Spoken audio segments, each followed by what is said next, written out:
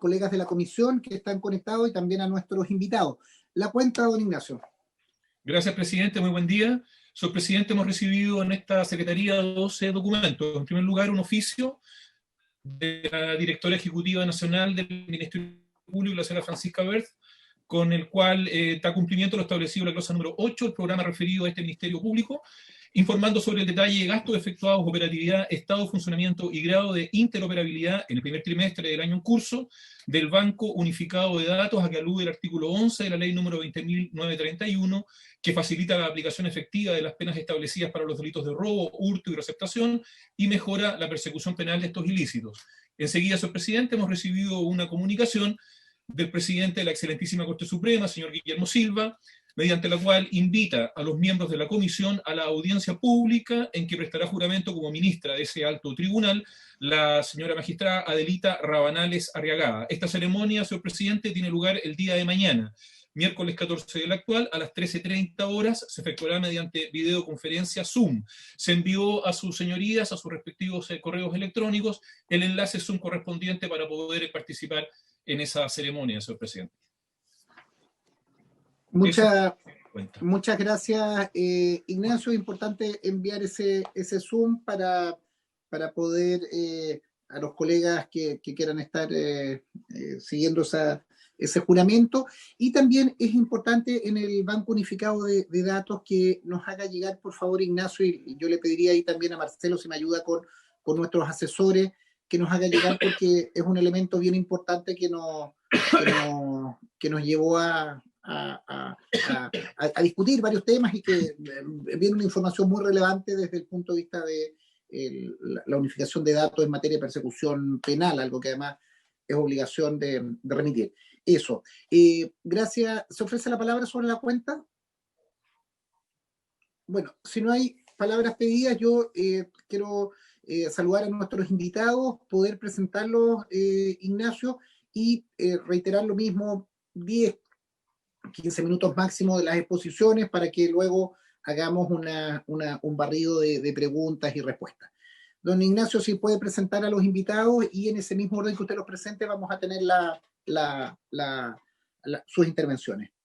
Gracias, señor presidente. Señor presidente, corresponde en la tabla de la sesión del día de hoy continuar con el análisis en particular del proyecto de reforma constitucional que modifica la Carta Fundamental para reservar escaños a representantes de los pueblos originarios en la integración del órgano constituyente que se conforme para la creación de una nueva constitución política de la República, que, como sus señorías saben, corresponde al boletín número 13.129-07.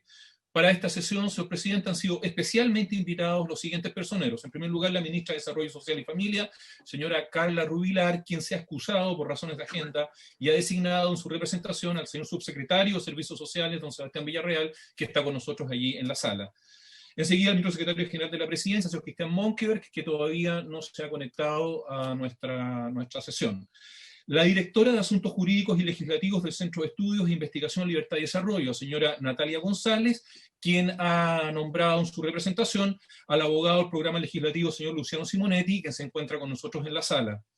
La abogada experta en Derecho Indígena y doctora en Antropología del Centro de Estudios Interculturales Indígenas, señora Antonia Rivas, que también está con nosotros en nuestra sesión. El alcalde de Isla de Pascua, señor Pedro Paoa, que todavía no se ha conectado, señor presidente. El concejal de la Comuna Multicultural de Alto Hospicio, señor Antonio Mamani, que está con nosotros, conectado ya. Y el representante de la agrupación de comunidades mapuche Lafkenche, las provincias de Osorno y Ranco, el señor Miguel Cheuquemán, que todavía no se ha conectado, señor presidente. Muchas gracias, Ignacio, por la exposición. Vamos a proceder en el orden. Yo quiero manifestar, Sebastián, nosotros tuvimos una conversación hace 2 semanas, Valorio, usted como subsecretario es quien lleva esto, pero aquí los ministros de Estado son los ministros de Estado. Entonces me parece preocupante que en un tema tan relevante, una reforma constitucional, una reforma que es clave, no estén los ministros. A la ministra Rubilar no la hemos visto ni en foto en esta comisión. Entonces manifestarle mi molestia en el asunto, y hágaselo saber a la ministra, porque no es correcto. No es correcto. Pero para no perder más tiempo de manera estéril, le vamos a dar la palabra a doña Natalia González y a don Luciano Simonetti para poder exponer. Lo mismo, Luciano, no nos excedamos de 15 minutos para luego escuchar a Antonia, a Pedro y poder generar el debate que a ustedes que a nosotros nos interesa. Don Luciano Simonetti tiene la palabra. Estoy compartiendo pantalla, no sé si es que se ve. Perfecto.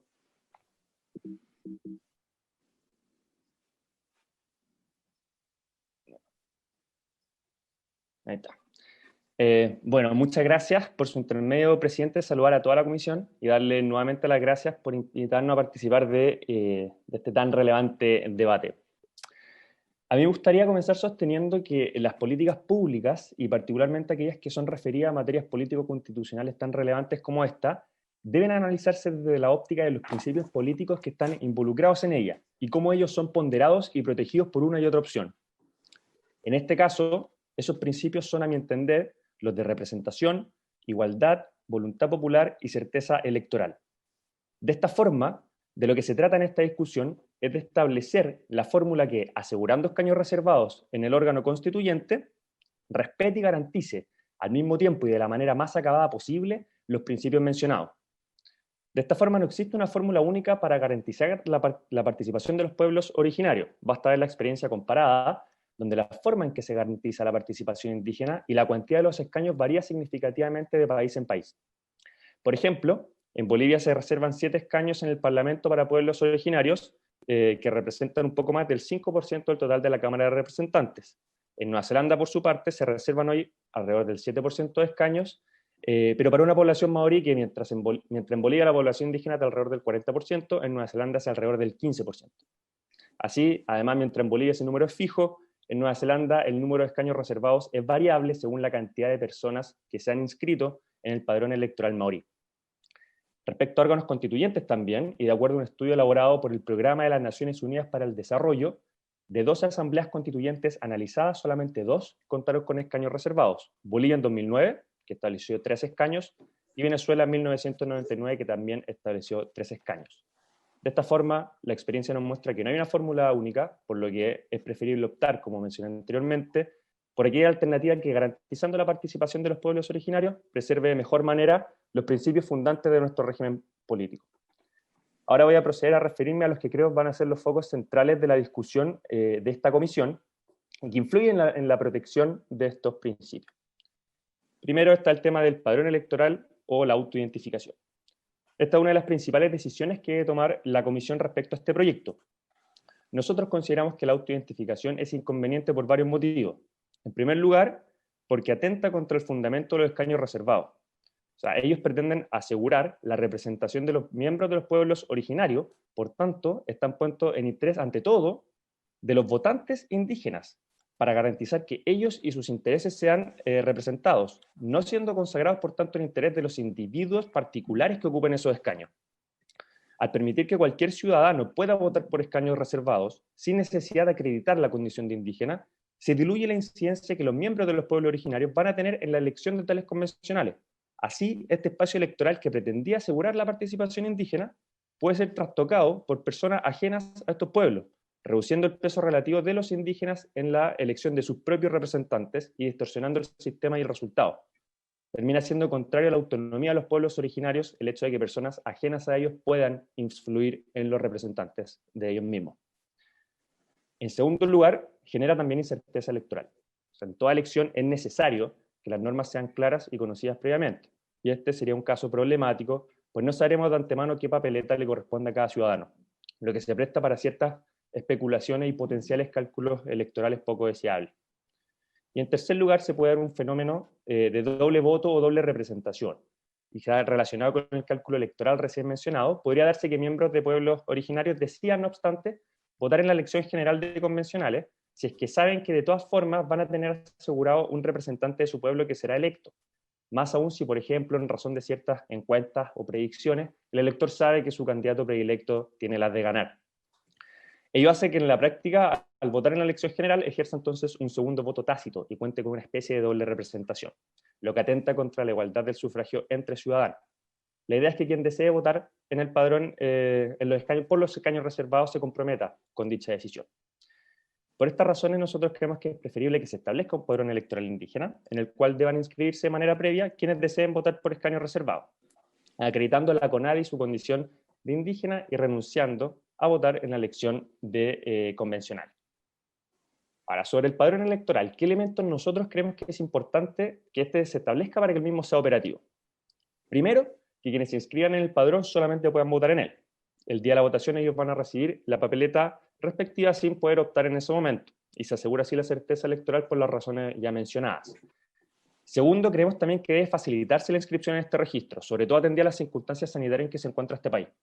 Se debería establecer la posibilidad de inscribirse en este padrón, tanto de forma presencial ante el CERVEL, como por vía virtual en la web del CERVEL, emulando el sistema que se está estableciendo en estos momentos en el proyecto boletín 13.790-07, que se está discutiendo en la Cámara de Diputados y Diputadas sobre candidaturas independientes en el órgano constituyente, que permite suscribir firmas ya sea presencialmente o por este nuevo mecanismo virtual.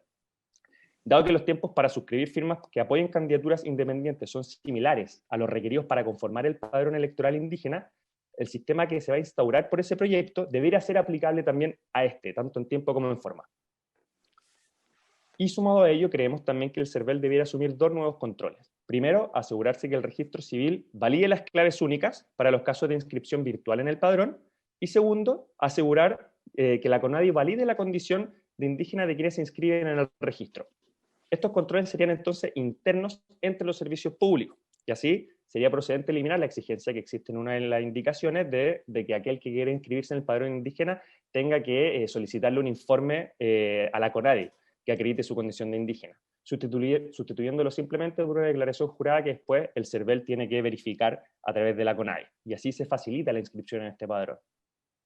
Y finalmente también creemos que el CERVEL debiera validar el padrón electoral indígena conforme a las normas establecidas en la Ley Orgánica Constitucional sobre Sistema de Inscripciones Electorales y Servicio Electoral. Bueno, un segundo tema es la cuantía de los escaños reservados. Nosotros creemos que es importante que los escaños no modifiquen los 155 o 172 convencionales que ya están establecidos en la Constitución y que estos se determinen en proporción al número de inscritos en el padrón. Creemos que es relevante que no se modifique el número establecido, pues así se respeta el acuerdo constitucional suscrito a finales del año pasado.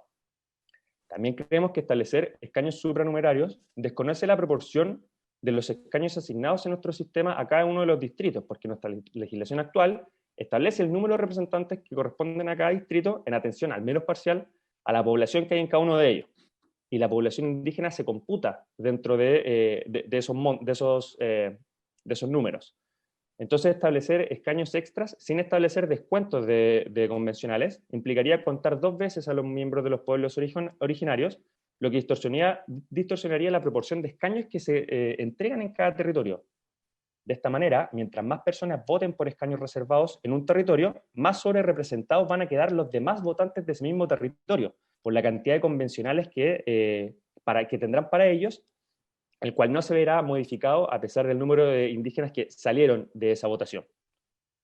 Así, un sistema que determina el número de escaños en atención a la cantidad de inscritos en el padrón y que descuenta esos escaños de los ya existentes, respeta por una parte el acuerdo constitucional alcanzado en diciembre y también la igualdad del número de representantes, que va a ser perfectamente proporcional al número inscrito en el padrón, y también la igualdad entre electores ordinarios, en cuanto no se establecen desproporciones en favor de los electores en los distritos que, por contar con mayor población indígena que va a votar en escaños reservados, van a quedar entonces sobre representados. Ahora, ¿cómo debería hacerse el descuento? Sin ser experto en el tema, debería descontarse un escaño en aquellos distritos en los cuales la cantidad de convencionales sea mayor en atención al número de electores habilitados para votar en la elección previa de ese distrito. El tercer tema es el de los electores y las candidaturas. Respecto a de los electores, nosotros creemos que solo debieran poder votar quienes se encuentren inscritos en el padrón especial indígena, debiendo inscribirse por la forma mencionada. Lo harán en un distrito nacional y no debiendo acreditar domicilios especiales, bastaría con estar inscrito en el padrón. Otro requisito que ese pareciera excesivo. Segundo, y sobre las candidaturas, no creemos que sea procedente la exigencia del patrocinio por comunidades indígenas para ser candidato. Basta con que sean ciudadanos y estén inscritos en el registro de la CONADI. Colocar un requisito especial sería atentatorio contra la igualdad ante la ley, pues supondrían trabas discriminatorias para los candidatos representantes de pueblo originario respecto de los candidatos generales a convencional. Y creemos también que es relevante que las candidaturas sean por listas y no por candidaturas individuales, porque ello es coherente con nuestro sistema electoral, el cual, como todos saben, es un sistema proporcional basado en pactos y listas con una cifra repartidora proporcional. Un sistema de candidaturas individuales rompería con las lógicas de la elección general de convencionales, dentro de la cual este sistema se inserta y a las cuales debe remitir. Y finalmente, el otro tema relevante es el de la paridad de género. Nosotros consideramos que el sistema de paridad de género establecido en la indicación número 2 del Boletín de Indicaciones es contraria a la identidad política del voto. Esto enlaza con lo anterior, porque cuando las candidaturas son individuales en ese sistema, los candidatos provisionalmente electos que deban ser reemplazados para garantizar la paridad de género pueden ser de diferente e incluso opuesto ideario político, pues no existe una lista a la cual echar mano para corregir por paridad. Si queremos respetar el sustrato político del voto, que es sin duda el más determinante al momento de elegir los representantes políticos, debe preferirse un sistema distinto de corrección para asegurar la paridad. Por ello nosotros creemos que es importante establecer un sistema de listas para que así se permite garantizar la paridad al mismo tiempo que la identidad política del voto, aplicando correcciones de candidaturas que se van a hacer respecto de candidatos del mismo partido o, en el peor de los casos, de la misma lista, respetando de esta manera el componente político del voto. Muchas gracias. Gracias Luciano por la exposición y también agradecer lo acotado del tiempo que pudo hacerlo. Pasamos a continuación a nuestra siguiente invitada, Antonia Rivas. Antonia, tiene la palabra. Muchas gracias, subpresidente. Voy a compartir pantalla para tener una presentación. ¿Ahí se ve bien? Sí, perfecto. Bueno, muchas gracias por la invitación. He seguido atentamente los debates de esta comisión al respecto y lo que se ha discutido en esta comisión, entonces intentaré en esta presentación tratar de resolver o tratar de referirme a aquellos nudos críticos y a aquellos momentos que verdad que creo que serán relevantes en esta discusión. Pero en primer lugar me gustaría referirme a y decirle a los señores y señoras senadoras que están en esta comisión y los que están observando este debate, que nos encontramos en un momento inédito, en una posibilidad de tener una constitución creada y discutida democráticamente que refleje a un Chile actual, un Chile distinto, un Chile que se compone de múltiples diferencias y que eso lo enriquece. Estamos en un momento histórico, además, que pone a Chile en la vanguardia, incorporando la participación indígena de una manera distinta, una manera diferente, que puede ser solo ganancia para nuestro país. Existen experiencias exitosas en países que establecen escaños reservados, tanto en órganos constituyentes, órganos legislativos, pero mi invitación no es a copiar, a comparar, sino que a avanzar en esto, a avanzar en la participación. La Constitución, como hemos visto, no es un órgano legislativo o la creación de una nueva Constitución, sino que tiene un objetivo a largo plazo, que es crear las bases de nuestra institucionalidad, y por ello se debe hacer un esfuerzo importante por garantizar la representación indígena. Es fundamental también que tener participación indígena en una nueva constitución permite entender a los pueblos indígenas no como actores del pasado, sino como agentes políticos insertos en el presente con posibilidades de pensar colectivamente su futuro, y eso es algo que hemos visto en esta comisión. Representantes de los pueblos indígenas coinciden en la necesidad y coinciden unánimemente en la necesidad de establecer escaños reservados y para pensar colectivamente su futuro. Es una oportunidad también en el momento que nos vemos de iniciar un nuevo diálogo con interés real de entendimiento, de parlamentar y de negociar.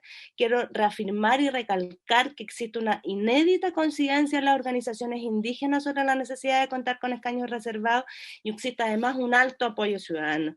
Y por último en esto, respecto a esta idea de la oportunidad histórica, es importante que acá nos encontramos además en cumplimiento, si es que establecemos escaños reservados, de estándares de derechos humanos sobre participación participación política de los pueblos indígenas.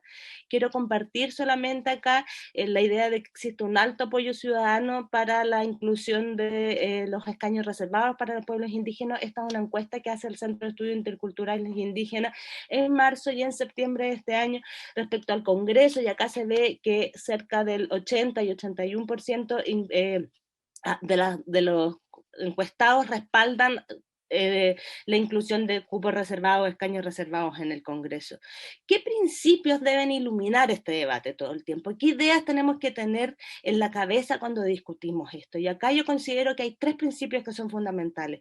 Por una parte, el principio de la autoidentificación, que no puede ser soslayado y que no puede ser dejado ningún minuto de lado para discutir esto, porque es el principio internacional que rige sobre los derechos de los pueblos indígenas y además que permite garantizar la existencia misma de los pueblos indígenas.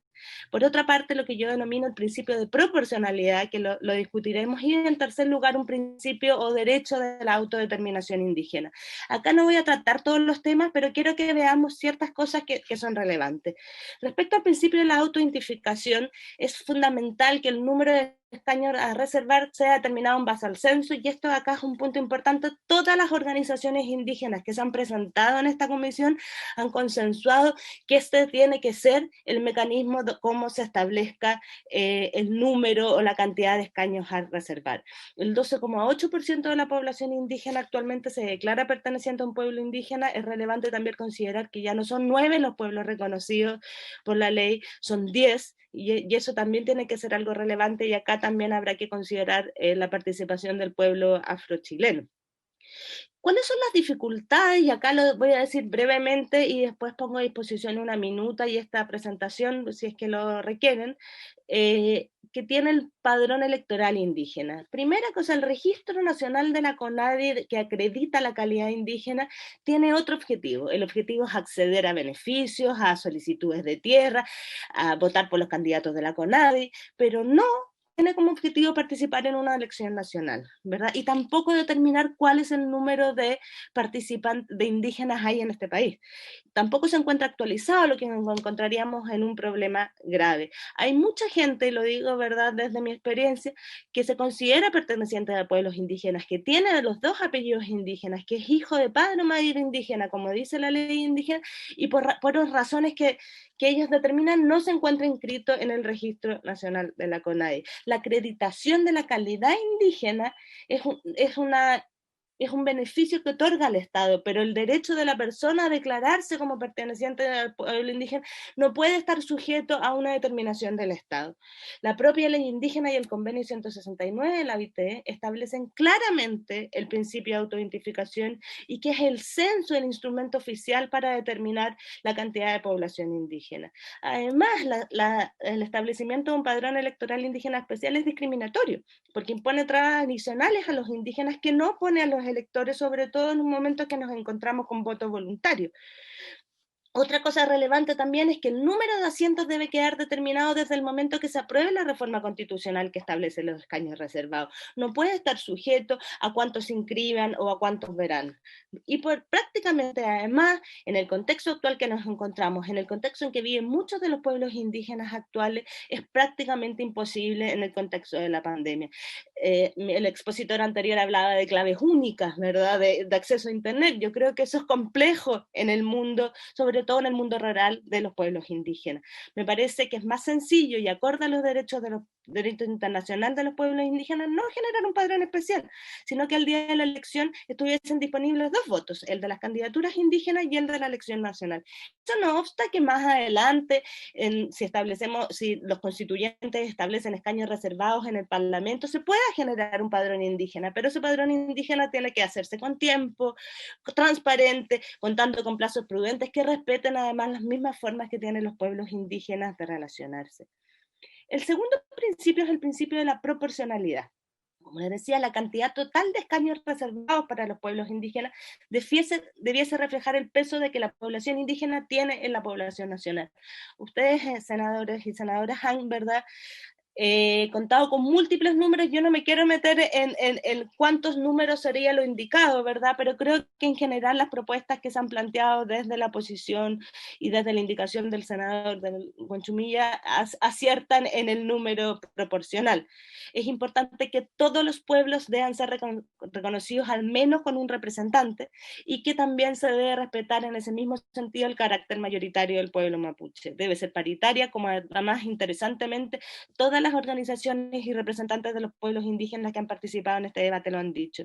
Y también es relevante que debe garantizar la posibilidad de votar por candidatos de un pueblo indígena independiente de donde resida el elector, porque es relevante no castigar lo que se denomina en la academia como la diáspora indígena, es decir, la migración de los pueblos indígenas a las ciudades. En el caso de Rapa Nui, por ejemplo, los que viven en Valparaíso o los que viven en otras partes, y eso es relevante. La identidad indígena no se pierde por trasladarse a otro territorio. Y acá, en este punto que es creo que el que ha generado más controversia y que me interesa reafirmar con fuerza, estoy convencida de que deben de ser escaños adicionales y lo que se ha denominado como supranumerarios.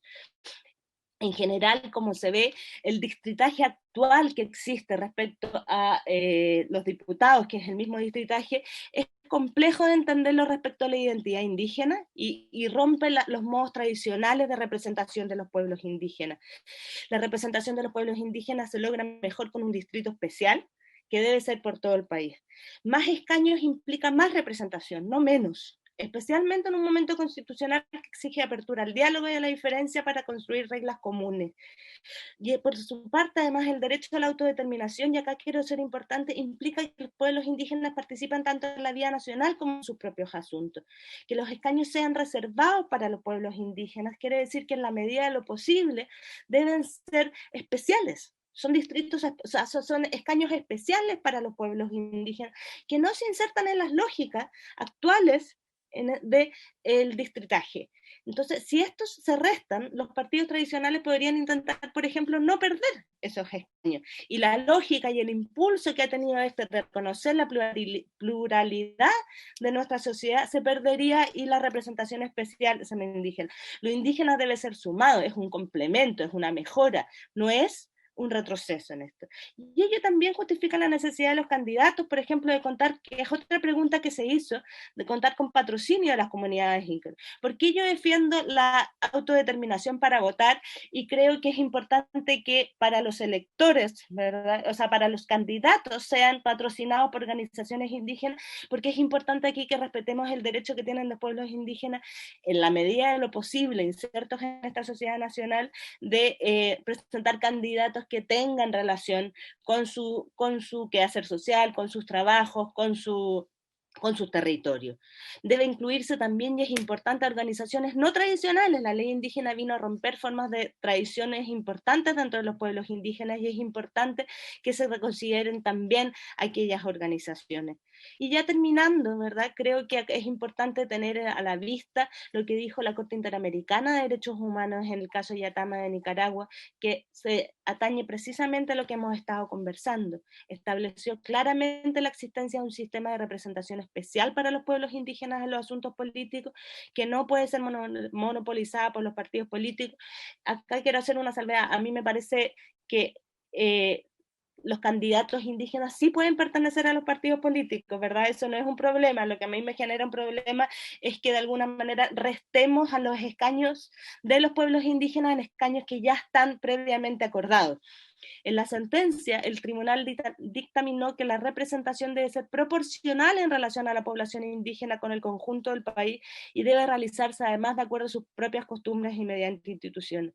Y acá es muy importante recordar que los pueblos indígenas tienen este doble derecho de participar en los asuntos de la sociedad nacional, pero siendo reconocidos en su diferencia, porque además enriquecen el debate, y por otra parte a potenciar su autonomía y autodeterminación en sus propios asuntos internos. interna.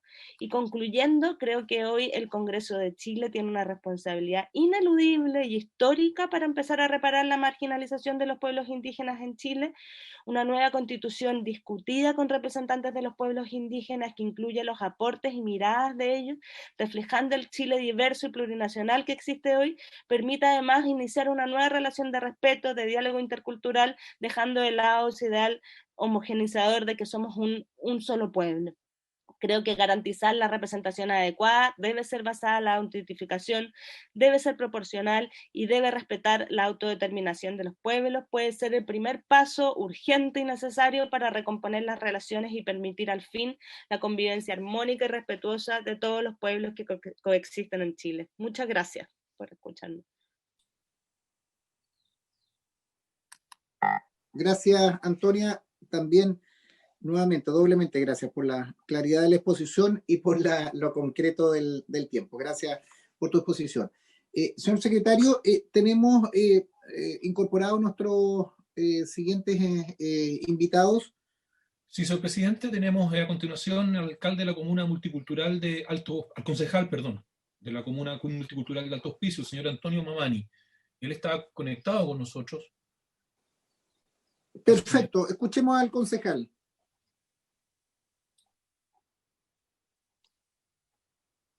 Bueno, buenos días. Antonio, tiene la palabra. ¿Se escucha, no? Perfecto. Bueno, saludar en forma muy especial a todos los presentes de esta comisión y decirles Taspach, Uyayanaja, Taspach Tatanaja, Churu, Naya Kusistasta, Humanajandi, acá Aymar Jaje, Humanajan Parlayar Puri. Quiero expresarles mi alegría de poder estar con ustedes y poder conversarles, poder compartir opiniones en esta comisión. Y para poder entrar a exponer mis temas, quiero expresar primero que la iniciativa que estamos discutiendo, en el cual estamos aportando para con el proyecto de los escaños reservados para nuestros pueblos indígenas de Chile, reconocidos por la ley 19.253, es un muy buen ejercicio, por ser un espacio para avanzar precisamente en la generación de la confianza entre el mundo indígena y las estructuras del Estado. Por tanto, lo valoramos. Segundo, pero antes quisiera dar una breve historia de los pueblos andinos del norte de Chile, que somos los descendientes de la gran nación Abya-Yala. Entonces, somos pueblos preexistentes antes de la llegada de los españoles a nuestro Abya-Yala, América. Y tenemos más de 8.000 años de existencia en nuestros territorios de la meseta andina, que dominamos el altiplano con sus valles de la precordillera, la pampa y el mar. O sea, estamos hablando del uso de los pisos ecológicos en nuestros sectores. Y por tanto es parte de nuestra cultura esta forma de vida, que hasta el día de hoy la mantenemos, la practicamos normalmente. Sin embargo, existen elementos de la política pública del Estado chileno que han confinado a nuestros pueblos y llevado a una disminución de la población, producto precisamente de la migración a los centros urbanos y la pérdida de nuestras lenguas maternas y por tanto de nuestra cultura, con la visión de la integración de nuestras culturas a la mayoritaria que hoy día existe. Podemos observar con detención el proceso de chilenización vivido en las décadas del 1900 al 1980, incorporando políticas educacionales en las escuelas fronterizas y la prohibición de hablar nuestras lenguas aymara en las escuelas. Estos hechos hablan de la triste realidad de la mirada del Estado chileno para con sus pueblos indígenas, según lo expresa el doctor Sergio González, Premio Nacional de Historia, en su libro Chilenizando Tunupa. Seguidamente podemos identificar también la existencia de un espacio en la década del 80 y luego en el 90 con la vuelta de la democracia, donde nacen organizaciones indígenas de carácter reivindicativa de sus derechos conforme al derecho constitucional, para visibilizar nuestras costumbres, tradiciones como parte importante de nuestra cultura, especialmente en las urbes, y exigir el derecho a nuestros patrimonios como la tierra, el agua, nuestra cultura, que felizmente en la actualidad la mantenemos y estamos en vías de fortalecerla. En el caso de los aymaras, quechuas, collas, diaguitas, atacameños y actualmente los changos en la macrozona norte. Recordemos algunos avances con la vuelta de la democracia, por parte del Estado chileno, pero siempre ha sido una lucha de los pueblos indígenas. Es el caso de la aprobación de la ley indígena, número 19.253, en el gobierno de don Patricio Aylwin, más conocida como ley indígena, ¿cierto? Luego, hace unos 10 años atrás, el convenio internacional de la OIT, 169, pero seguimos aún pendiente con la aspiración desde esos tiempos del reconocimiento constitucional de nuestros pueblos indígenas, que esperamos de verdad que la logremos en esta oportunidad, en la nueva constitución. Podemos nombrar como iniciativas pendientes que han ido quedando como anuncios de buenas intenciones en la creación del Ministerio Indígena, entre otras tantas. Ahora, en cuanto a la iniciativa del proyecto de ley de escaños reservados para los pueblos indígenas de Chile, para redactar una nueva constitución para los próximos 30 o 50 años de convivencia de nuestro país, la consideramos como un derecho de justicia por los argumentos expresados anteriormente. Sin embargo, debo señalarle nuestra preocupación expresada por nuestros representados por la excesiva demora por su aprobación definitiva por este Parlamento. Llevamos casi un año y el hecho de esta demora sin duda genera desconfianzas en nuestras comunidades. Si revisamos los antecedentes, en diciembre del año pasado se inicia el proceso de este proyecto ley en la Cámara de Diputados, que luego fue despachado al Senado.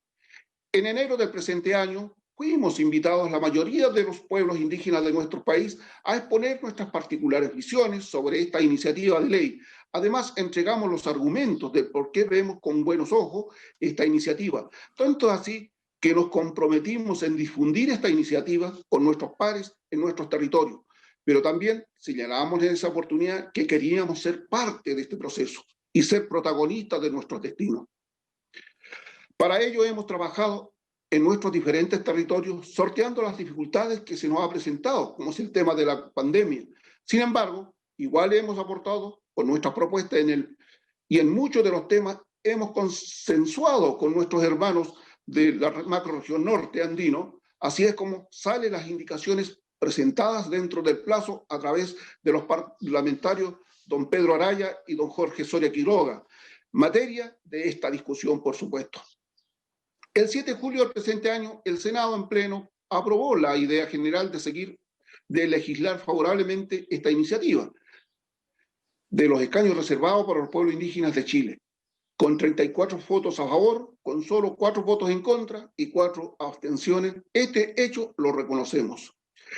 Si revisamos las exposiciones de los representantes mapuche que fueron citados por esta comisión el martes 6 del presente recién pasado, observamos que en lo general y de fondo están todos de acuerdo, entendiendo que fueron organizaciones proclives al gobierno, independientes y proclives a la oposición. Pero se ve que existe acuerdo para que el proyecto avance rápidamente, porque son los mismos intereses de fondo como pueblos indígenas, con algunos matices de forma que se refieren a los números de escaños y por pueblos. También señalamos con fuerza y coincidimos con los hermanos mapuche, los escaños reservados deben ser el equivalente al 12,8% de la última encuesta. Por tanto, el número de representantes, en el caso por convención constituyente o convención mixta, deben ser ese porcentaje, lo que lo señalamos con fuerza. Lo importante es cómo expresaron los hermanos proclives al gobierno, que decían que le daba lo mismo que fuera por cualquier sistema, sea supranumerario o por dentro del sistema que está señalado en el acuerdo de noviembre. Por tanto, estamos nosotros plenamente de acuerdo en esa idea para avanzar rápidamente y lo expresamos de esa manera. También coincidimos que deben ser por autoidentificación con el pueblo que lo representan el momento de proceder a la entrega de su voto. De esa manera garantizamos una participación amplia de nuestros hermanos en el proceso y lo que naturalmente va a garantizar la participación de la mayoría. Ahora, respecto a las indicaciones del bloque norte que presentamos en conjunto con los pueblos quechuas, atacameños, coyas, diaguitas, aymaras, chancos y a través del señor Araya y señor Soria, en lo general no estamos distantes de lo que observamos, salvo el criterio de los números de escaños por pueblos, que planteamos 4 representantes aymaras por pueblo y con un representante o 2 representantes por cada uno de los pueblos menores. Este criterio aduce a que sea inclusivo y que la valoramos fundamentalmente. Acá me detengo un instante para evidenciar que lamentablemente continuamos con una mirada centralista en todo orden de cosas. En el caso de nosotros, los indígenas, también existe una mirada de ver solo a los hermanos mapuches como los indígenas del país, en circunstancias que somos 9 pueblos reconocidos por ley, pero somos tendientes a visibilizar como indígenas solo a los mapuches. Entonces exigimos que se cambie esta forma de ver el tema indígena. En virtud a ello solicitamos en esta ocasión sea considerada la propuesta fundamentada en las indicaciones presentadas por los senadores Araya y Soria. También valoramos la posibilidad de la existencia de paridad de género por responder al concepto de dualidad de nuestras culturas andinas, que estos se dominan de tradición en tradición, como es el caso del chachahuarmi, hombre-mujer. Ahora, en cuanto al demasiado tiempo transcurrido en la tramitación de esta iniciativa, ya estamos en vísperas del plebiscito del próximo 25 de octubre.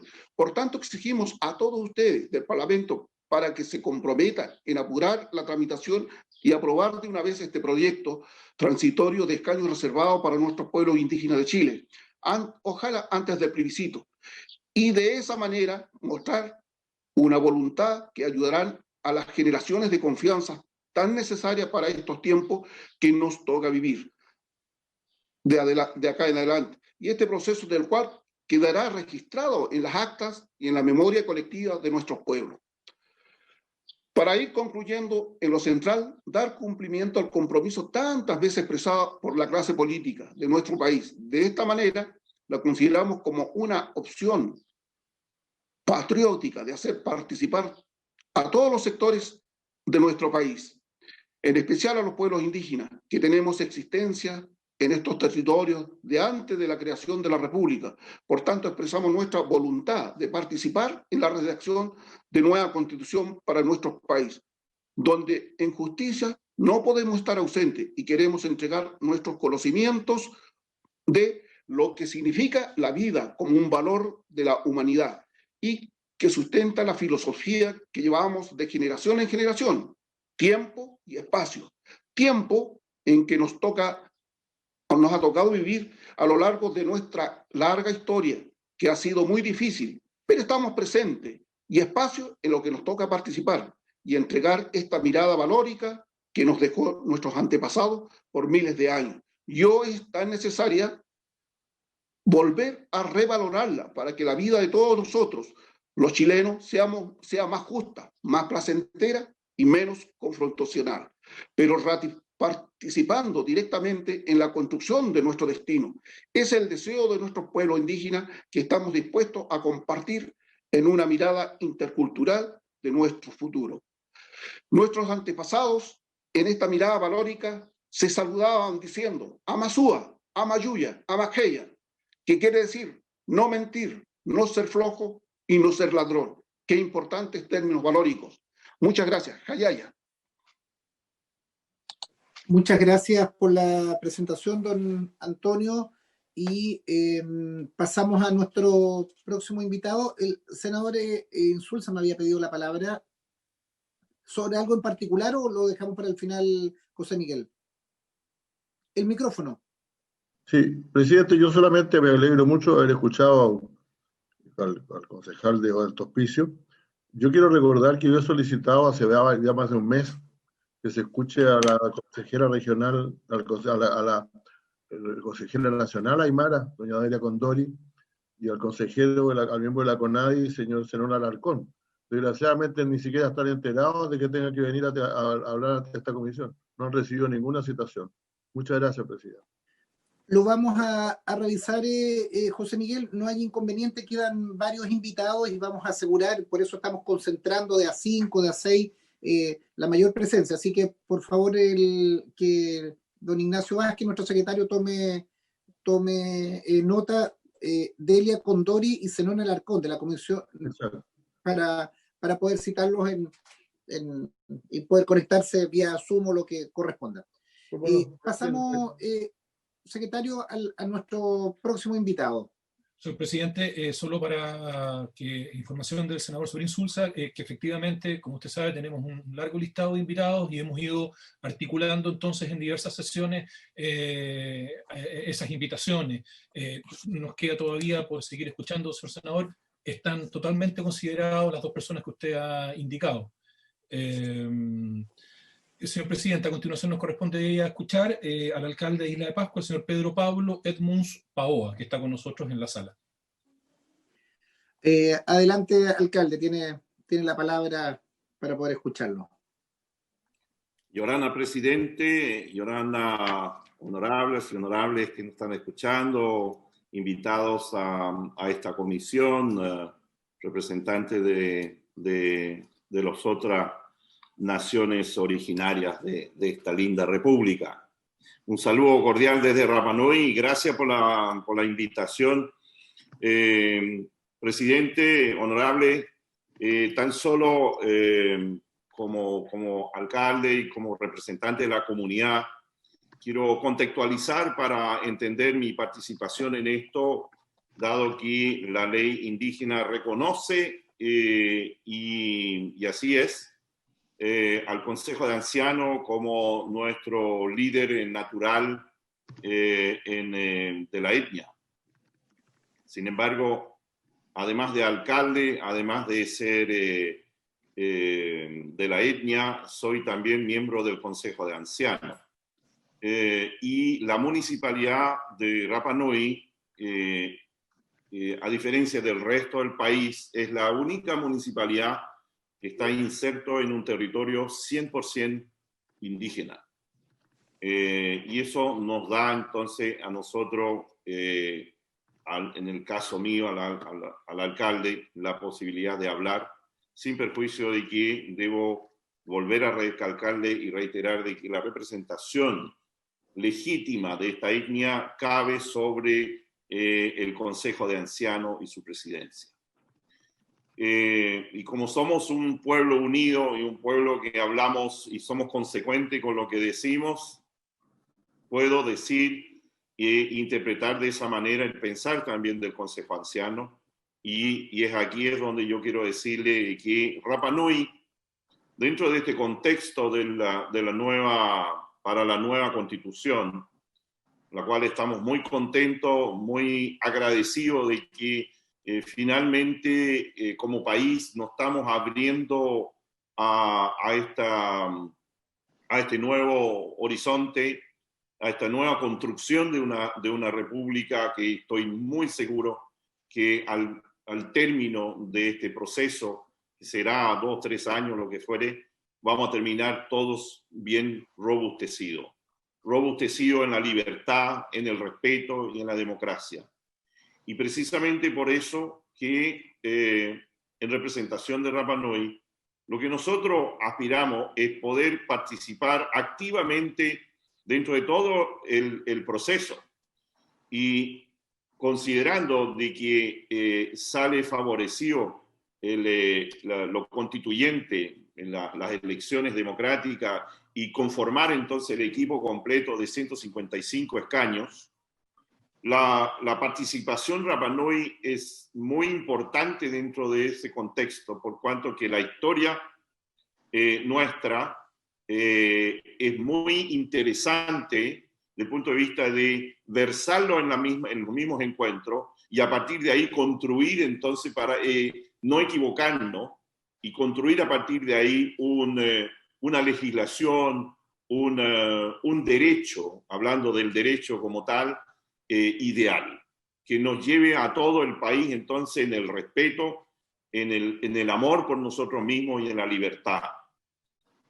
Sin ir más lejos, la historia de Rapa Nui nos llevó a entender de que aquí hubo un auge, llegamos a un punto de lo máximo de expresión de la humanidad, al punto de que hoy día no ha nacido científico alguno para describir lo que aquí suscitó, y interesado por medio planeta de querer venir a visitarlo.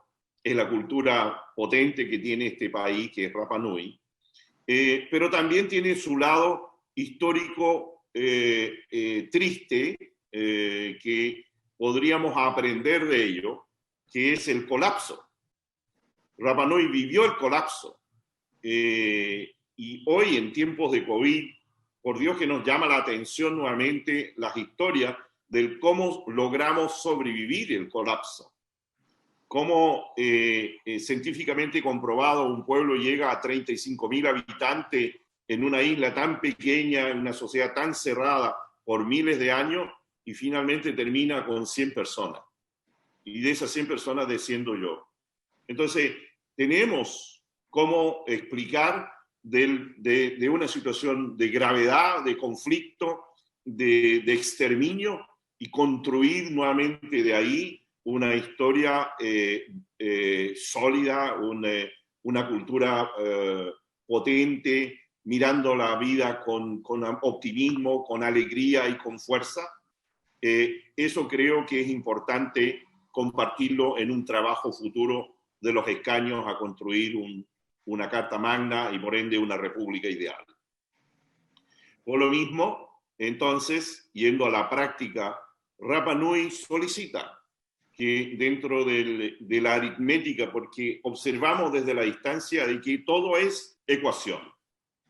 Cuando me hablan de los casos de COVID, tantos números más, tantos números menos, y todo es ecuación. Cuando me hablan de los escaños, me hablan de tantos porcentajes que dicen que vamos a elegir tanto cual para los, todo es ecuación.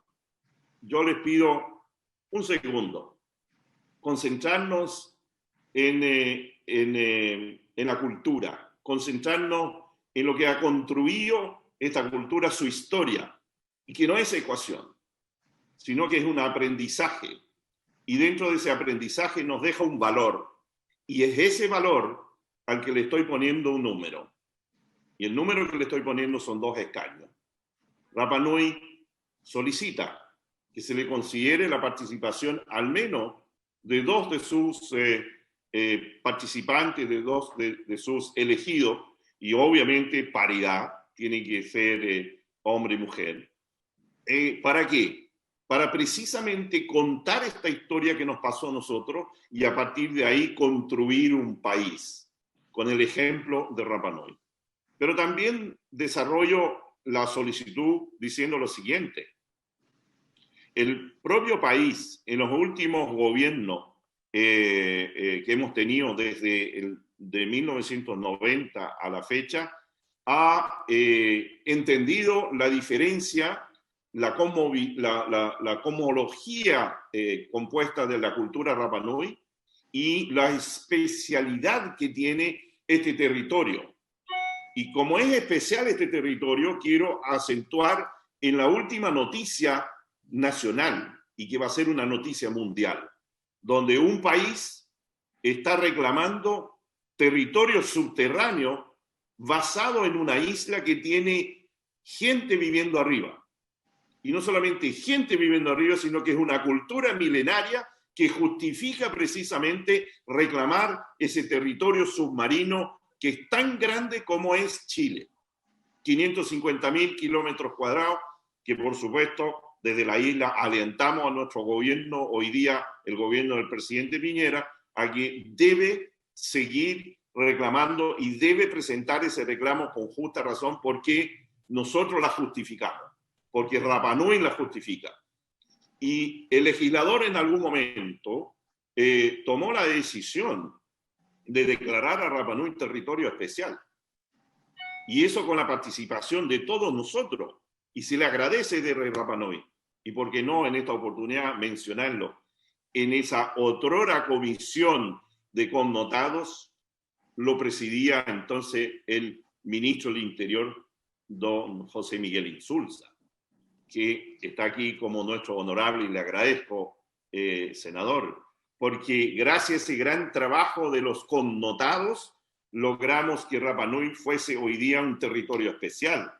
Y sin los connotados saber lo que estaba sucediendo bajo en nuestros pies, hoy día entonces cabe y cobra con plenitud el trabajo bien hecho, el trabajo mirado a futuro. ¿Qué sabiduría puedo decir hoy día qué duda cabe la sabiduría que se impuso tanto en la Comisión de los Connotados, dirigida por usted, como también por los legisladores del momento.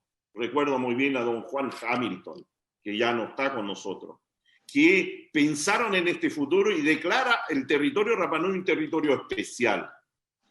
Un territorio especial que hoy día llama la atención del planeta porque Chile la está reclamando, porque existe una plataforma tan grande como Chile que a su vez justifica engrandecer en territorio marítimo y en territorio subterráneo la Antártida chilena. O sea, todo lo que estoy diciendo justifica que Rapa Nui entonces participe en los nuevos escaños a elegir por la ciudadanía, al menos en 2. ¿Por qué? Porque es un territorio especial.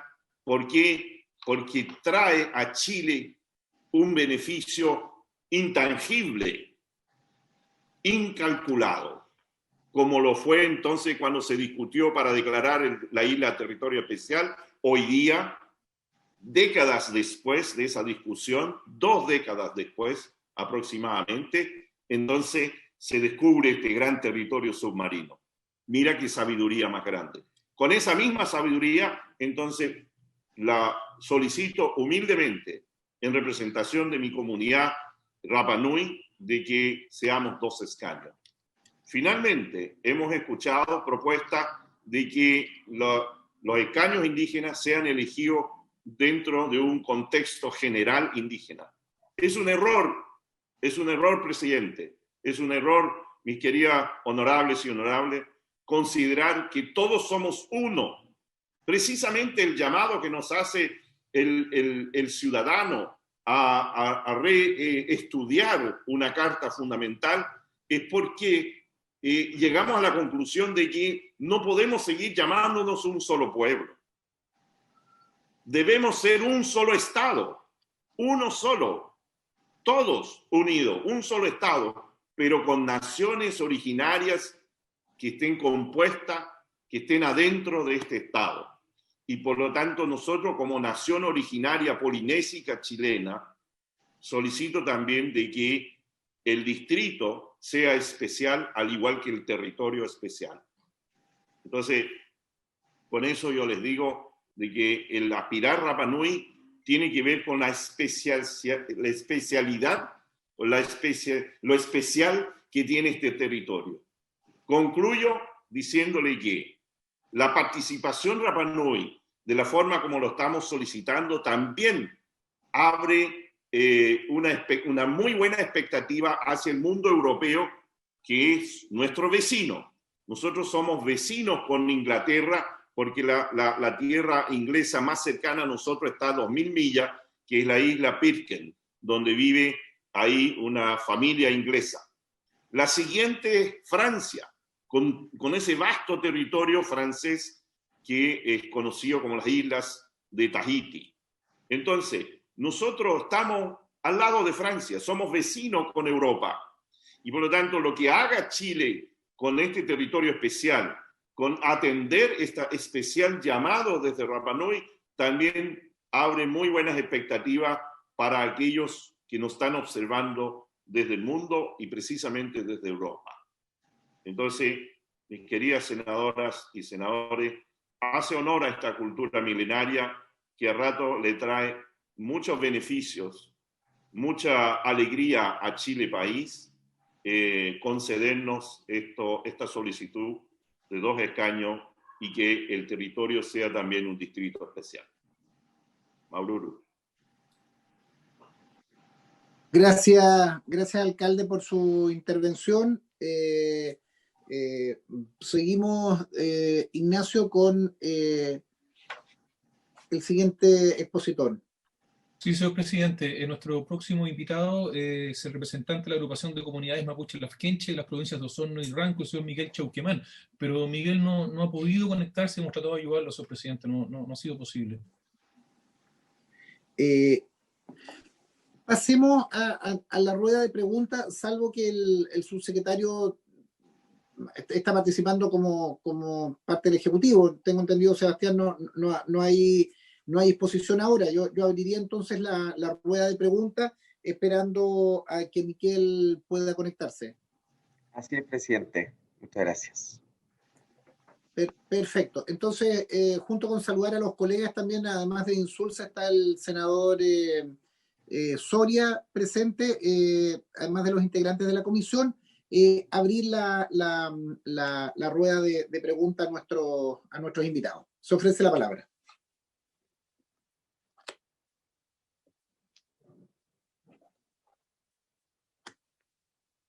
Se ofrece la palabra. Don Rodrigo Galilea. Gracias, presidente. Quería aprovechar de hacerle una pregunta al alcalde de Rapa Nui en el siguiente aspecto. Parte de las propuestas que se han trabajado acá respecto de padrones electorales, etcétera, si usar censos, si usar padrones, etcétera, se basan en el concepto de la autoidentificación.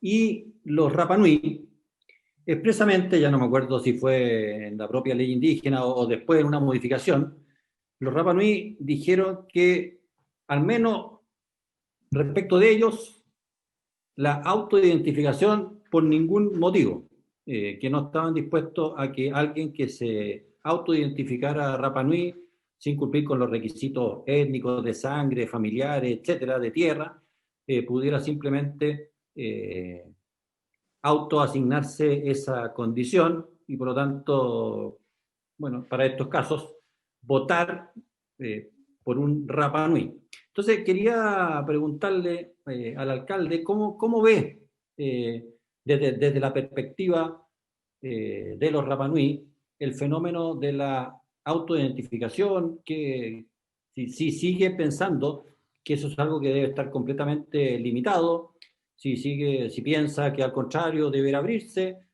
o que deberá abrirse para todos, pero por ningún motivo para los Rapa Nui. En fin, quería saber si es que le han dado alguna vuelta, si tienen algún pensamiento respecto de ese tema. Muchas gracias, presidente. Gracias, Rodrigo. Acumulemos una rueda de preguntas para nuestros invitados y así hacemos más dinámica la sesión. Se ofrece la palabra. Yo voy a hacer una pregunta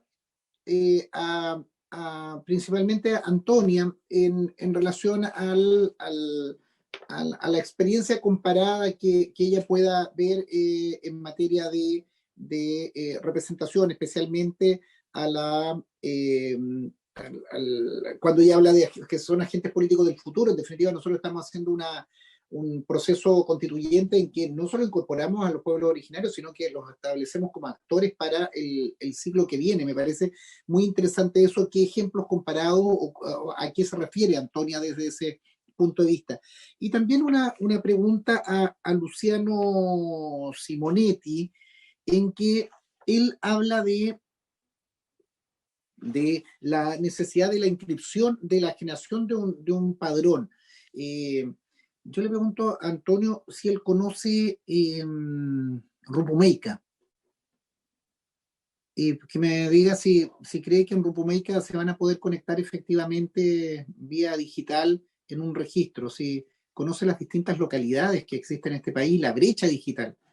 Hoy día no tenemos la posibilidad de hacer clases en muchas partes. Yo le digo, solo en la región de Los Ríos hay 270 localidades rurales en que no hay conexión. Entonces, ¿de qué manera cree usted que en los plazos que existen se puede efectivamente formar ese padrón? Uno puede entender lo que a la larga, después de años de ejercicio, puedes ir construyendo un padrón, pero si no cree que es absolutamente inoficioso, imposible de realizar esa situación. Esas dos preguntas, a Luciano y a Antonia, las preguntas. Si no hay más preguntas, comencemos con esa. Alcalde. Presidente. ¿Sí? Francisco Buenchumella. Pancho, perdón, no lo veía. Adelante, Francisco. Sí. Qué bien que me diga alcalde, me recuerda. Chuta, muy buenos ¿verdad? tiempos, Pues, pero presidente. Presidente, no, yo quisiera hacer algunos comentarios sobre lo que aquí se ha dicho, pero prefiero que hacerlo después que respondan nuestros invitados. Un par de comentarios para contribuir al debate de las ideas que estamos teniendo acá. Eso, presidente. perfecto, Pancho. Después lo hago. Gracias, presidente. Gracias. Entonces, démosle la palabra al alcalde de Rapa Nui, que fue la primera pregunta que formuló el senador Galilea. Gracias, presidente. Mira, querido senador, precisamente por eso que nosotros estamos solicitando y acentuamos la idea de un distrito especial y la forma especial de elegir nuestros escaños. Porque en Rapa Nui, cuando sale en discusión la ley indígena entre el año 92, 93, yo fui parte de esa comisión con el otrora presidente del Consejo Anciano y el entonces gobernador de la isla, Jacobo Hey, y acudimos al Congreso para solicitar precisamente modificar la ley indígena para los Rapa Nui en cuanto al artículo 2, letra C, donde abre una posibilidad de cualquier persona que se declare simpatizante con la cultura Rapa Nui y diga, por ejemplo, la palabra Iorana o Tunuaji, que quiere decir hola, hagamos comidas en las piedras, con piedras calientes, un juez está obligado a declararlo entonces Rapa Nui o declararlo con los beneficios indígenas Rapa Nui. Precisamente por eso y el peligro de que en el futuro, estamos en el año 93, que en el futuro se pudiera llevar a autoeliminación a través de esta forma, de esta modalidad legal de asimilación, nosotros decidimos entonces solicitar modificar para Rapa Nui el artículo 2, letra C, donde nos dejó fuera. Y sin ir más lejos, el censo del 2017, 17 fue, ¿no? Sí, 2017, arroja, porque en el censo se preguntó si usted qué se siente indígena, qué sé yo, y en el censo arroja de que somos 9.000 Rapa Nui, y no es así. Y no somos 9.000 Rapa Nui, somos, con suerte seremos 3.000 y algo, 4.000, incluyendo algunos fuera en el extranjero, quizás 5.000, pero no 9.000. Entonces, eso también nos llamó la atención y precisamente por eso que mayor atención en la legislatura o en el trabajo vuestro es enfocarse en que en el caso Rapa Nui la autoidentificación no sea considerada. Yo agradezco la pregunta, senador, porque precisamente es uno de los riesgos de que la participación Rapa Nui no sea autóctona o originaria del lugar, sino que con el entusiasmo y la simpatía de otros ciudadanos, de ciudadanos de otros lares que se van a sumar para hacer Rapa Nui. Eso encontramos que es un riesgo y un peligro para los objetivos de mantener la identidad, de mantener el unísono del territorio especial. Gracias, alcalde. Si puedes confirmarme la excepción en la norma legal que usted citó, alcalde, para poder registrar. En el artículo 2. Sí, en la ley indígena, la 19.253, es el artículo 2, letra C. En el artículo 66 de la ley indígena también. Y artículo ahí está 66. La en el 66 está la excepción. Perfecto. Muchas gracias, alcalde, por su precisión. Rodrigo. No, solo quería para dejar registrado, el alcalde estima que de los 9.000 que dicen sentirse Rapa Nui, ellos consideran que más de 3.000 no merecen tener la calidad efectivamente de Rapa Nui y de votar por un representante Rapa Nui. ¿Es exactamente así lo que usted dijo? Es exactamente así, senador, porque el territorio está bien acotado, todos nos conocemos, no olvidemos de que hace 158 años atrás nosotros venimos de 34 mujeres, 111 personas en total entre niños, adultos mayores y mujeres, todos somos familia, entonces cuando uno ve un petero paoa y lo queda mirando, a ver, ¿cuál es tu descendencia? Y se va, no sé, pues en su propia historia volada genealógica, y uno sabe que, perdona la expresión en buen chileno, nos está engrupiendo, nosotros decimos, a ver, no, esto no es así. Le contesto de esa manera tan animosamente. Gracias. Saludos a Jorge Manu Toma, alcalde. Mi querido senador, Jorge es sobrino mío, así que con mucho gusto Por eso, lo saludo, que anda por aquí. Lo sé, por eso es que le mando muchos saludos. Supongo que sigue haciendo muy buen pan. Sí, no, y lo sigue haciendo y sigue, y precisamente ahora en tiempo de pandemia estamos en lo que llamamos en Rapa Nui Umanga. Umanga significa yo te tiendo una mano, tú me la tiendes la tuya y los dos ayudamos a otro. Eso es lo que quiere decir Umanga, y estamos todos en Umanga precisamente en este tiempo. Gracias, alcalde. Antonia, pasamos a las preguntas para Antonia, y también, Antonia, libertad si referirse a alguna otra intervención que aporte en el debate. Tiene la palabra.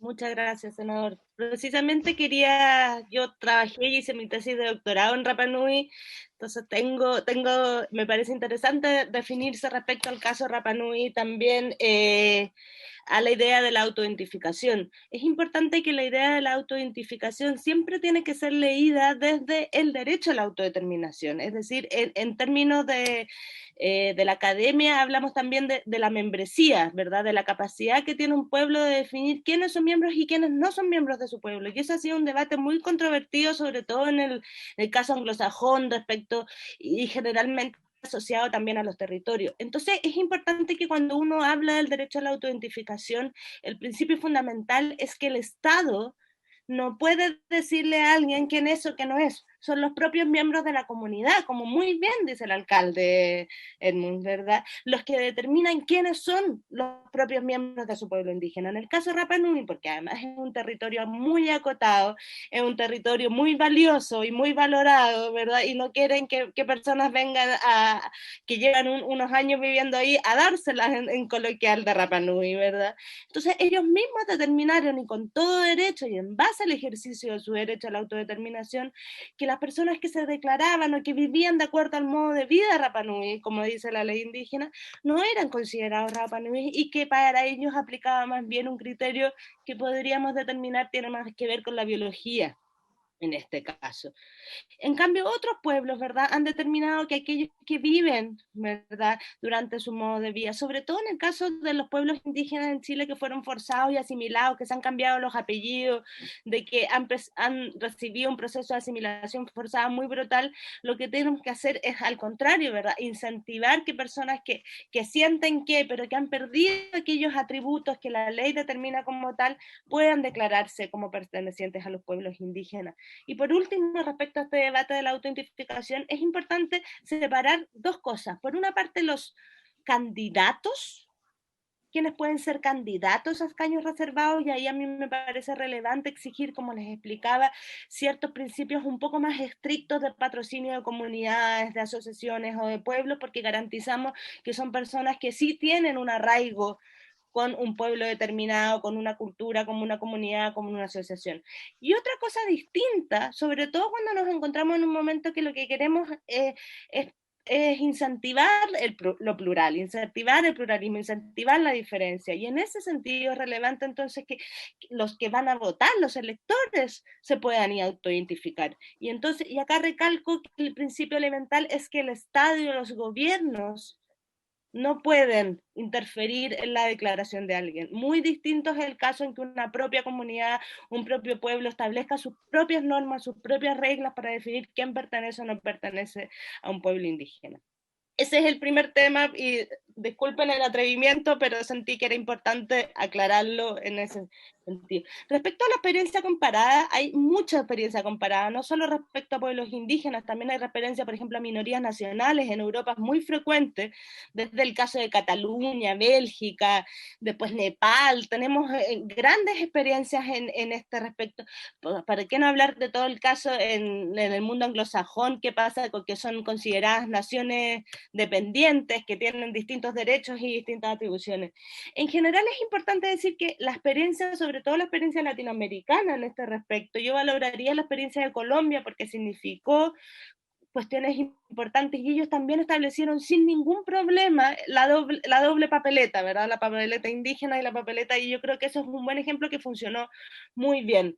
Pero es importante considerar que el reconocimiento de los derechos de los pueblos indígenas ha seguido una evolución muy importante en estos últimos 20, 30 años.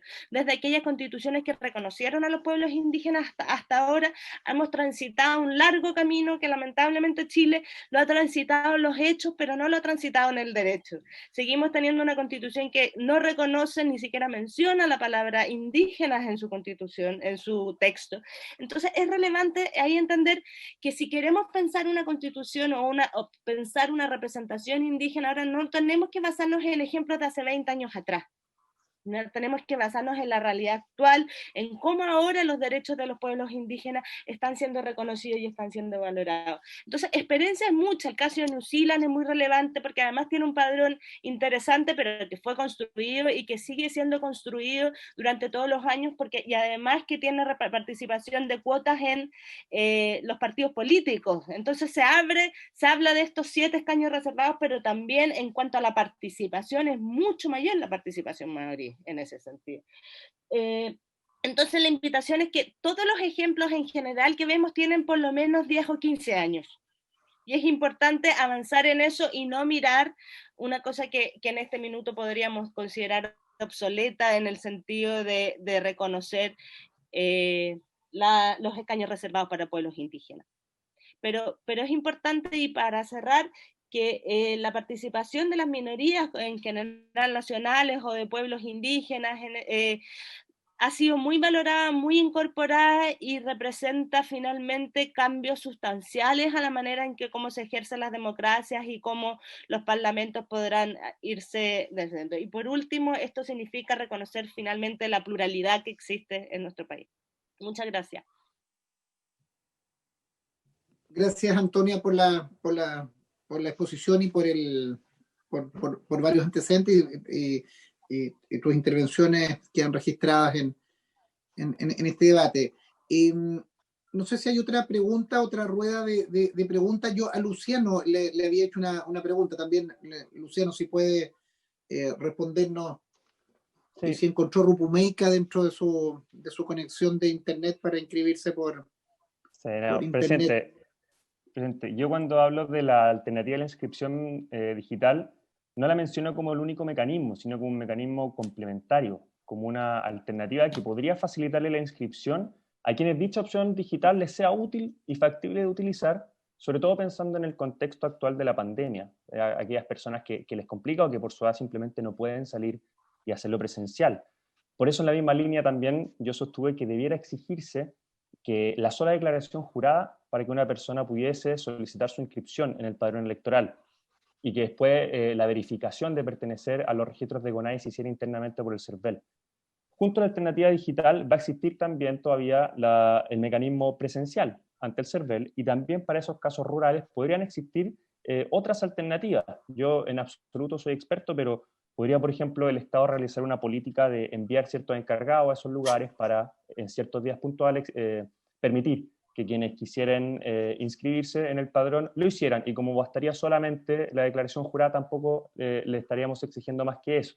Y podrían haber otras alternativas que fueran mejores, pero la alternativa digital en ningún caso lo establecía como el único mecanismo para inscribirse. Y todo esto lo digo porque para nosotros, nosotros consideramos que es determinante y que es importante los principios de la certeza electoral, la igualdad en el voto y creemos que un padrón los garantiza de mejor manera. Eso, presidente. Gracias, Luciano. Estimados colegas, si no hay más preguntas, y le preguntaría a nuestro secretario si se pudo conectar don Miguel. Miguel, señor presidente, lamentablemente don Miguel Chauquemán no lo tenemos, no. Pero a ver, un momento, señor presidente. Recién alguien está incorporándose. Recién se está incorporando alguien, es posible que... Presidente. Sí, un segundo, Alejandro. Demos la palabra al senador Navarro mientras tanto. Alejandro, tiene la palabra. No, presidente. Después se la pido yo, presidente. A la comisión respecto del ritmo de aprobación del mismo, del proyecto, y si hay opinión de nuestros invitados, cuándo ellos estiman sería la fecha adecuada y prudente de que el proyecto estuviera aprobado, de tal manera de saber si estamos al ritmo adecuado para tener esta ley. No hubiera gustado antes que el 25 de octubre, eso ya no va a ser posible. Sin embargo, creo que sería bueno que la comisión pudiera dar una fecha de cuándo se va a salir y en el horizonte de cuándo va a estar aprobada la ley. Hay inquietud entre los alcaldes de la comisión. Yo también comparto esa inquietud. Eso, presidente.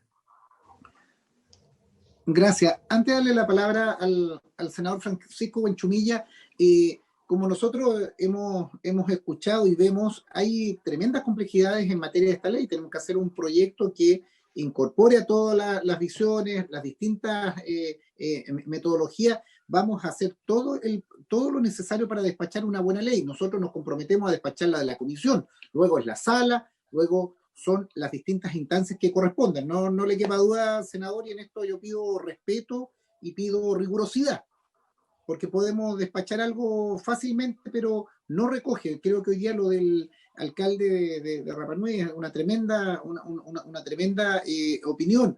El senador Insulza ha señalado 2 o 3 representantes de la zona norte. Tenemos ahí pendiente a Miguel Chauquemán, que es precisamente de la zona Huilliche-Lafkenche. Tenemos varios académicos que nos han ilustrado muy bien. Vamos a hacer todo lo necesario, pero yo lo que pido es que más que fecha lo vamos a hacer disponible y que participen todos los actores.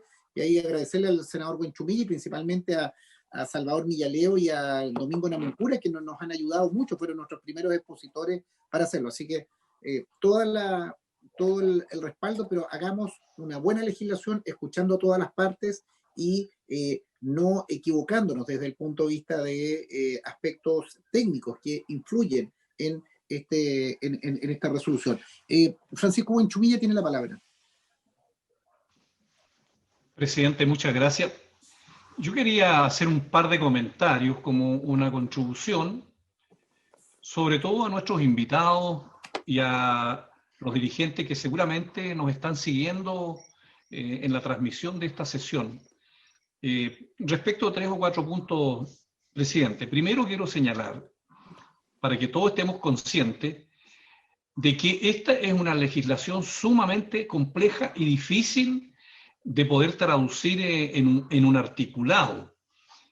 Porque en esta instancia de la discusión, le quiero recordar a todos que estamos en la discusión particular. No estamos entonces tirando ideas generales respecto de esta posibilidad, sino que hoy día estamos en el aterrizaje que nos permita legislar concretamente en un articulado para la reforma a la Constitución. En ese sentido, entonces yo encuentro y digo que esta es una de las cosas más complejas que tiene hoy día el Estado chileno, por la sencilla razón de que por primera vez en la historia de Chile estamos tratando de compatibilizar el Estado con un ente colectivo como son los pueblos indígenas. Nunca en la Constitución habíamos estado ante la alternativa de legislar entre el Estado y un ente colectivo, como sujeto colectivo de derecho, como es un pueblo, o los pueblos originarios, los pueblos indígenas en este caso. La ley indígena no es una legislación para un ente colectivo. La ley indígena es una legislación especial. Y en Chile hay muchas legislaciones especiales. Pues los médicos tienen legislaciones especiales, los empleados municipales, los carabineros, bueno, etc. Es una legislación especial. Pero acá lo que queremos es cómo un ente colectivo nuevo, en este caso un pueblo indígena, va a participar en un proceso constituyente para redactar una nueva constitución. O sea, su participación no va a ser individual, como ciudadanos, va a ser una participación en representación de sus pueblos. Por lo tanto, ahí tenemos una primera complejidad. Si nosotros como Estado hubiéramos partido hace tiempo con una experiencia distinta, que esta es una experiencia diferente a la que ha habido en otras partes del mundo, y hubiéramos partido por el otorgamiento y el reconocimiento de la autodeterminación de los pueblos indígenas, probablemente en esta etapa lo hubiéramos dicho, mira, estimamos que de acuerdo al porcentaje a los pueblos indígenas le corresponden 25 cupos.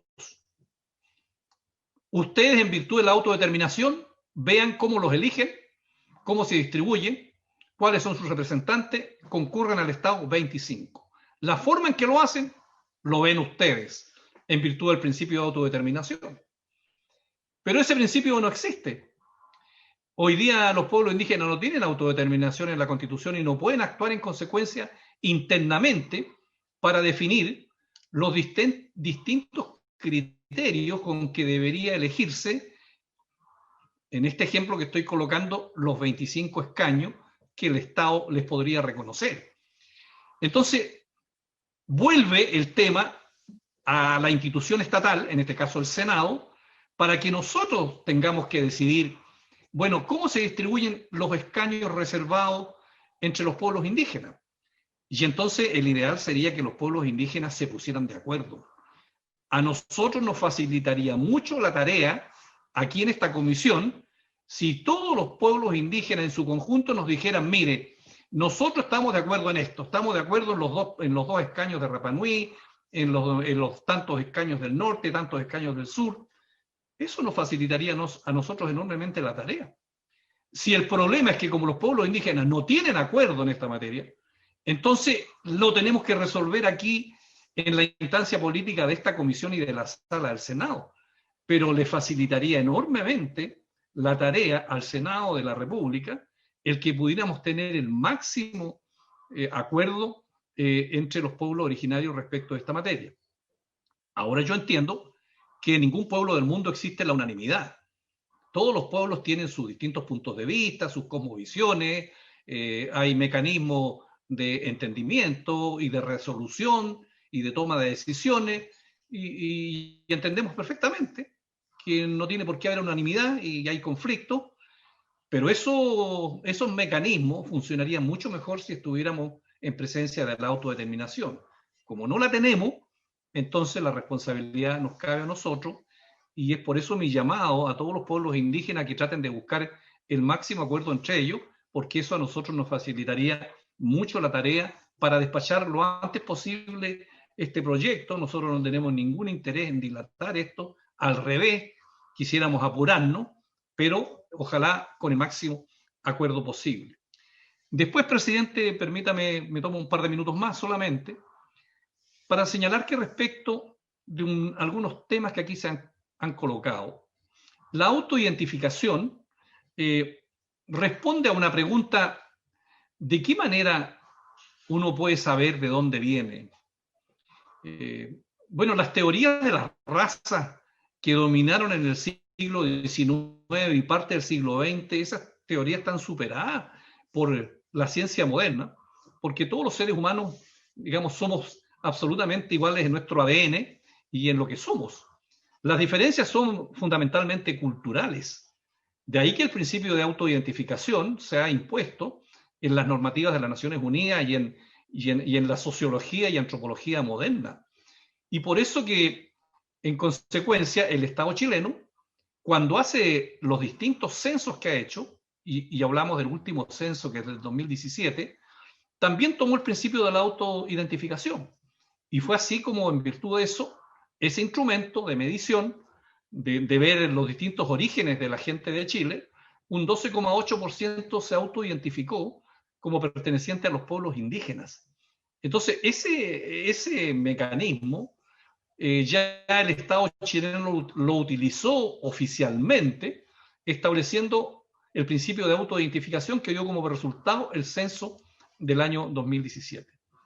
Es probable que alguna explicación que pudiera haber para el pueblo Rapa Nui y probablemente para todos los pueblos es que la interacción que existe entre los seres humanos, la mezcla que se da en las interrelaciones personales, sentimentales, de formación de familia, vaya sintiendo que en una familia mixta entre alguien de un pueblo originario y alguien de la sociedad mayor, al final culturalmente esa familia, todos los miembros de esa familia se identifican con un determinado pueblo, y por lo tanto de ahí el que muchos hijos de matrimonios mixtos, por así decirlo, entre Rapa Nui y un chileno, o un Rapa Nui, y no sé, y un argentino, los hijos se identifiquen con alguno de los pueblos de su padre, de sus progenitores. Y eso hace que a lo mejor el padrón un poquito sea grande, pero yo creo que en definitiva ese principio es el que simplemente tiene que regirnos con los márgenes que todos sabemos, pero que nunca llegan a saltar estrepitosamente para invalidar el instrumento. Así quedó demostrado por lo demás en el censo del año 2017. A mí me llama la atención que Libertad y Desarrollo, que es el paradigma del neoliberalismo en Chile, y que por lo tanto basa toda su política y su visión del mundo en el individualismo, en la libertad personal, no le reconozcan a los miembros de los pueblos originarios la autonomía personal para identificarse o autoidentificarse.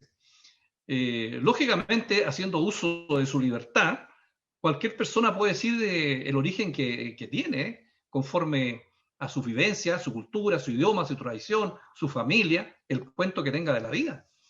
Entonces la libertad y el individualismo sirve para la economía y para los precios y para elegir, pero no sirve en materia cultural. Entonces a mí me parece que hay una evidente contradicción. Y sin embargo, después, cuando se trata de elegir candidatos, entonces ahí se vuelve de nuevo al individualismo, pero más encima se le exige presentar listas para los efectos que no sean a las organizaciones las que puedan patrocinar. Entonces ese doble estándar de pedirle a los partidos, de pedirle a los chilenos, entre comillas, que se presenten por medio de partidos políticos y dándole un tratamiento diferencial a los independientes, entonces Libertad y Desarrollo en el mundo indígena le pide que las organizaciones no pueden patrocinar y que tienen que ir solos como ciudadanos. Entonces yo le pediría entonces a Libertad y Desarrollo que pudiera ser más consistente en su presentación al Senado, porque aquí conocemos de estas cosas que estamos acá en esta comisión y que tenemos que decidir. Entonces tenemos que ser coherentes a mi juicio. Después, respecto al padrón electoral, yo también hago un llamado de realismo. Aquí estamos trabajando contra el tiempo. Probablemente, si todo resulta como está previsto, los distintos escenarios de tener una nueva constitución, ahí tendremos que ver todos los problemas de fondo, los escaños reservados, si vamos a tener un padrón o no, son materias de largo alcance. Hoy día estamos contra el tiempo y tenemos, por lo tanto, que resolver una situación política que tenemos entre manos, porque lo peor que pudiéramos hacer como mundo político es no dar una respuesta a la necesidad de participación de los pueblos originarios. Cometeríamos un grave error político si no resolviéramos adecuadamente ese tema. Respecto a los supernumerarios, yo aquí planteo simplemente un problema estratégico para el mundo indígena. ¿Qué le interesa al mundo indígena? ¿Le interesa estar dentro de los 155, dentro de los 172? ¿O le interesa tener escaños reservados? Yo entiendo que estratégicamente a los pueblos indígenas lo que le interesa es tener los escaños reservados.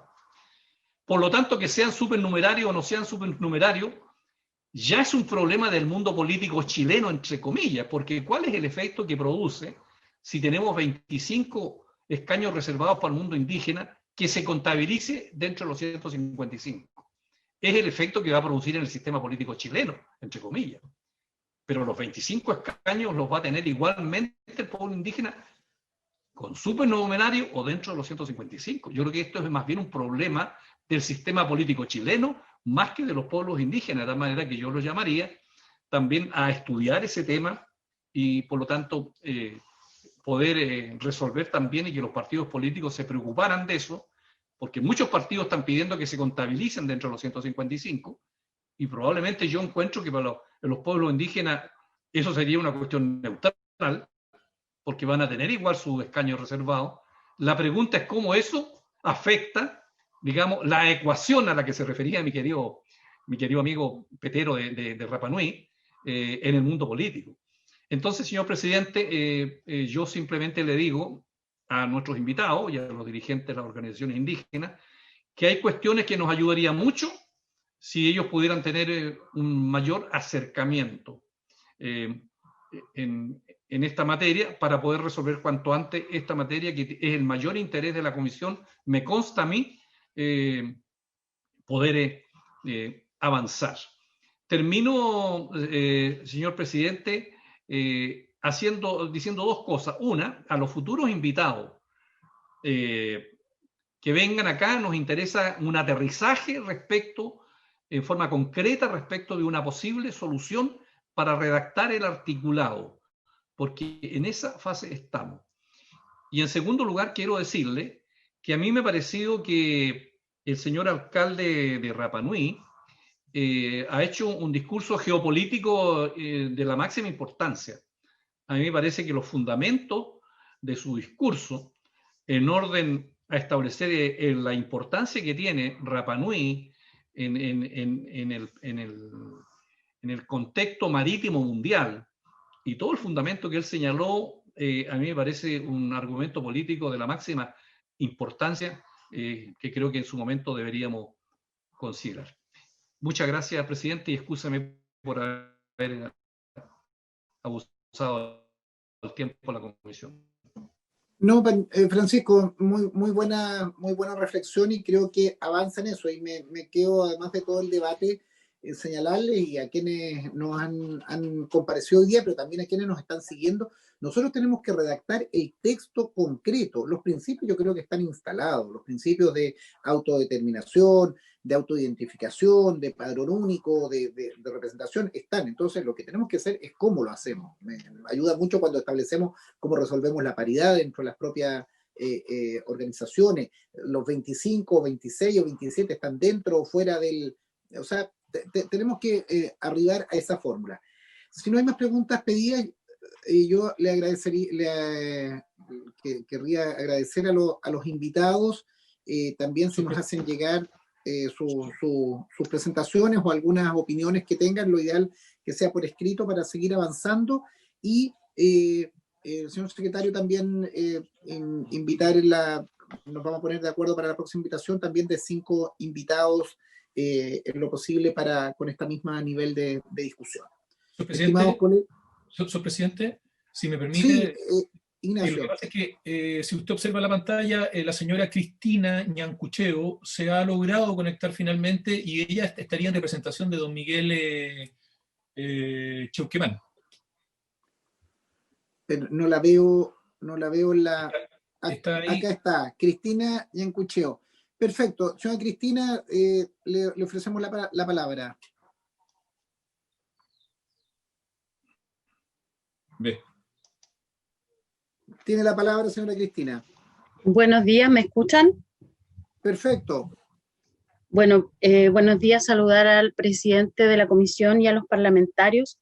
Yo solo me voy a tomar un par de minutos, pues Miguel Cheuquemán, en representación también de las otras organizaciones que están patrocinando una de las indicaciones que se ha presentado a esta reforma constitucional, quien por problemas de conectividad no pudo estar presente hoy día, ya que siempre, bueno, el centralismo nos juega malas pasadas y en este momento de pandemia eso ha quedado en evidencia extrema. Entonces yo solo comentarles que, bueno, valorar, ¿cierto?, que hayan optado o decidido aceptar la petición que hizo la organización para poder presentar. Ha quedado claro a través de las distintas exposiciones, tanto de organizaciones como de académicos y académicas que se han hecho en las sesiones, que hay ciertas coincidencias respecto de cuántos deberían ser los escaños reservados y el mecanismo de la autoidentificación para quienes voten. Por tanto, quedan otras materias que se podrían fácilmente resolver en la sala. Comentarles también que una de los asuntos que me pidieron que comentara es que ayer se realizó una reunión muy importante entre más o menos 45 o 50 organizaciones con los presidentes de los partidos políticos, a la cual asistió la mayoría de las directivas, excepto la Unión Demócrata Independiente y Evópoli, y en general los presidentes están por apoyar esta reforma constitucional, por tanto tienen la voluntad de poder avanzar en esta temática. Y es por eso que lo que las organizaciones solicitan es que se pueda llevar a la sala prontamente esta reforma constitucional. Eso es lo que yo puedo decir en nombre de las organizaciones que solicitaron esta audiencia. Muchas gracias, Cristina, por su intervención, y saludar ahí a don Miguel Chauquemán, también los problemas de conexión. Le puedo enviar el link a don Luciano Simonetti para que vea que en Chile, no en todas partes, hay posibilidad de conexión a Internet. Les recordaba que solo en la región de Los Ríos 274 localidades no tienen conexión. Entonces, gracias por su presentación. Queda consignada, Cristina, y también insisto saludar a don Miguel Chauquepán, que sé lo difícil que es hacer la conexión. Estimados colegas, habiéndose cumplido el objeto de la sesión, vamos a poner término hasta acá y